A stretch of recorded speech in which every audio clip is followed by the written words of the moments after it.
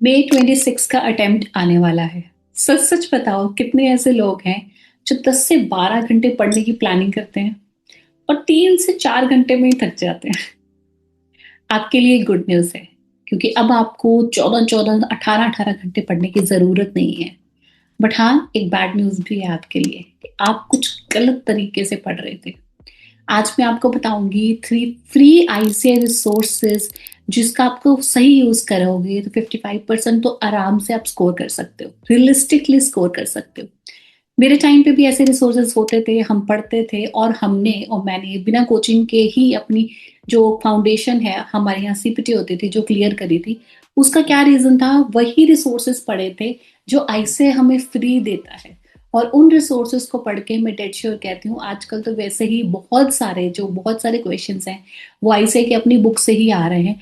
But अगर आप उन रिसोर्सेज को इग्नोर कर रहे हो तो आपके लिए बहुत मुश्किल होने वाली है ये क्लियर करनी, क्योंकि ये सब कुछ आई से आपको खुद दे रहा है, फ्री दे रहा है। और मेजोरिटी ऑफ द स्टूडेंट्स जो हम देखते हैं वो उसे यूज ही नहीं करते। तो आज अगर आप चाहते हो कि अब पढ़ना है, इसी अटेम्प्ट में क्लियर करना है, पर मैं 10 से 12 घंटे 14 घंटे तो नहीं पढ़ सकती, तो watch the video till the end.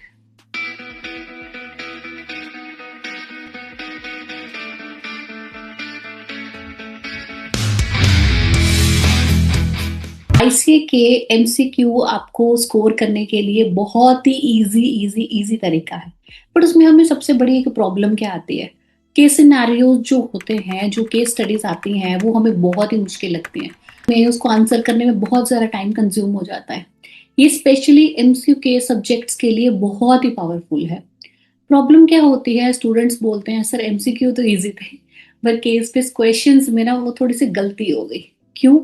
क्योंकि ये क्वेश्चंस पैराग्राफ में थे, मल्टीपल फैक्ट्स थे, ट्विस्ट था, टाइम प्रेशर था।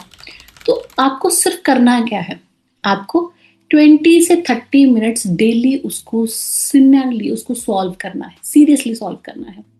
स्टार्ट में स्लो होगा, that's completely fine.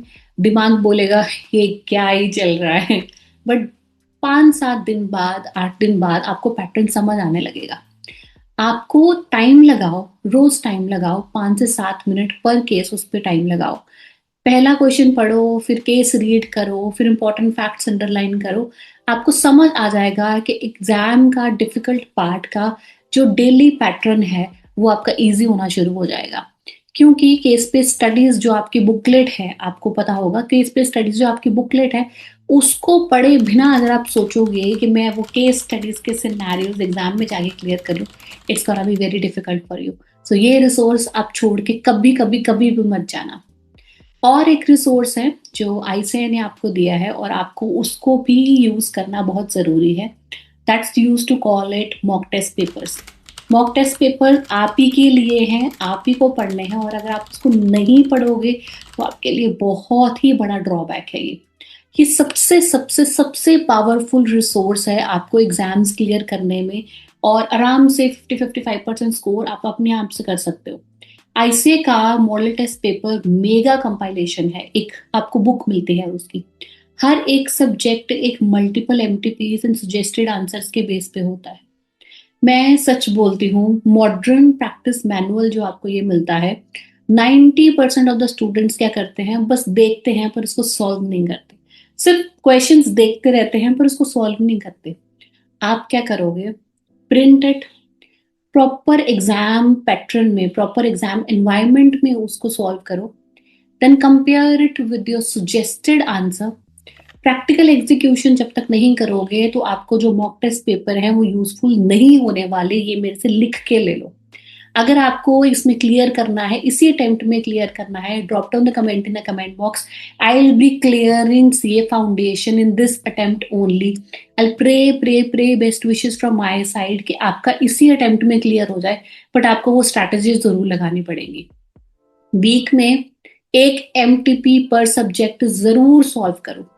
Difficult chapters target करो, बट एमटीपी एक बार जरूर सॉल्व करो। आपको लास्ट 30 डेज में फुल सब्जेक्ट टेस्ट सिमुलेशन देना है। मतलब हमने क्या करना है, हमने 3 घंटे का पेपर प्रॉपर अपना प्रिपेयर करना है, उसको देना है, ताकि मुझे ये पता चले कि मेरी राइटिंग स्पीड इंप्रूव हुई है कि नहीं हुई। एक बात जरूर याद रखना, exam writing is a skill. सिर्फ पढ़ने से आपका एग्जाम क्लियर नहीं होता, exam writing is a proper proper proper skill. उसको यूज नहीं करोगे तो आपके लिए बहुत डिफिकल्ट होने वाला है ये एग्जाम क्लियर करना।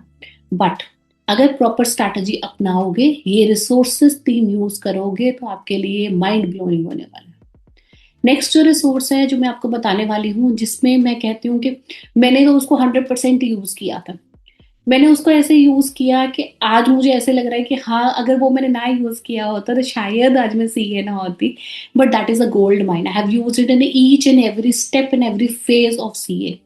ये गोल्ड माइन है आपके लिए। एक्चुअली पास्ट एग्जाम क्वेश्चंस जो होते हैं विद सजेस्टेड आंसर्स आपको दिए जाते हैं। इसका मतलब मुझे साथ साथ पता चलता रहता है ये पैटर्न है, ऐसे चेक होने वाले हैं, ये उसका आंसर होना चाहिए, ऐसे ऐसे मैं इसको अटेम्प्ट कर सकता हूँ, ऐसे ऐसे प्रेजेंटेशन हो सकती है।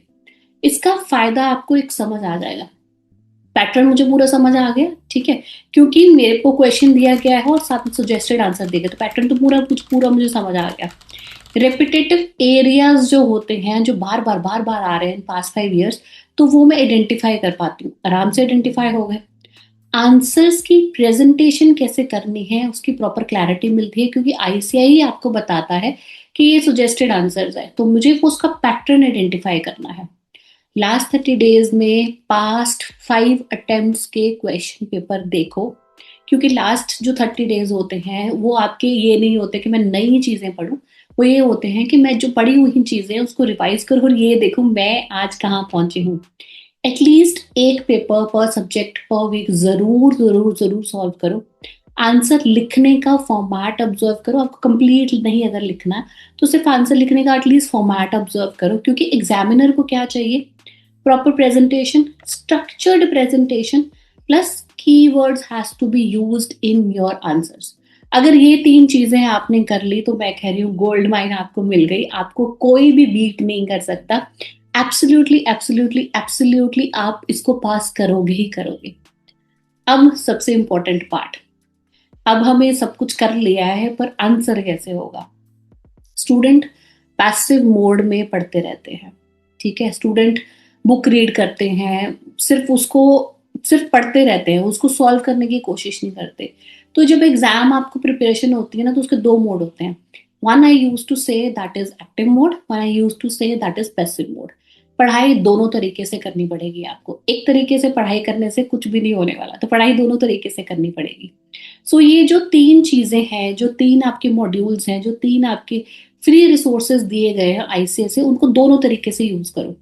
One if passive, passive is book read करो, हाईलाइट करो, खुश हो जाओ यार मुझे आता है, बट उसको एक्टिवली सॉल्व करो, क्वेश्चन पेपर्स को सॉल्व करो, उसको गलतियां करो, फिर गलतियां सुधारो। रिवीजन का मतलब होता है कि जो मैंने पढ़ा है अब उसकी मैं गलतियां करूंगा और गलतियां सुधारूंगी। इसका मतलब ये नहीं है कि पढ़ा है जैसे पढ़ा था वैसे ही रिवाइज करते जाओगे, नथिंग गोना हैपन। ये आपको अपनी स्ट्रैटेजी में जरूर जरूर इंक्लूड करना ही पड़ेगा, active and passive mode both at the same point of time. अगर आप डेली एक्टिव प्रैक्टिस नहीं करोगे, एग्जाम हॉल में आपको शॉक लगने वाला है, जो मैं आपको नहीं चाहती। बिकॉज अगर आपको इसी अटेम्प्ट में क्लियर करना है तो आपको बेटर बेटर बेटर स्ट्रैटेजी से काम करना पड़ेगा, क्योंकि जैसे आपका एक सब्जेक्ट है उसमें चेंजेस आते रहते हैं, तो वो चेंजेस हैं, अननोन चैप्टर है, हमें नहीं पता, उससे क्वेश्चन आ गया तो आपको बहुत ही मुश्किल होने वाली है। बट अगर आपने फोकस से पढ़ाई करी है, क्वेश्चन को समझा है, कंसेप्ट को समझा है, तो एग्जाम में आपको कोई भी ऐसा क्वेश्चन नहीं मिलेगा जो आपको लगेगा हाय भगवान कहाँ से आ गया। Nothing gonna happen.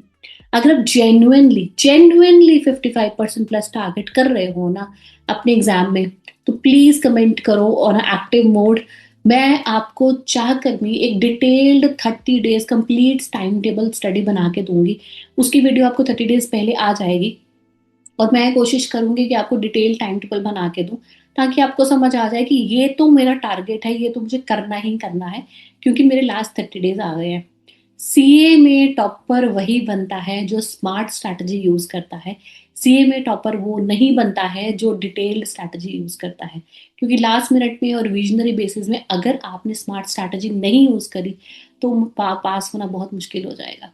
बट फिर भी a best wishes from my side to all the CA foundation students.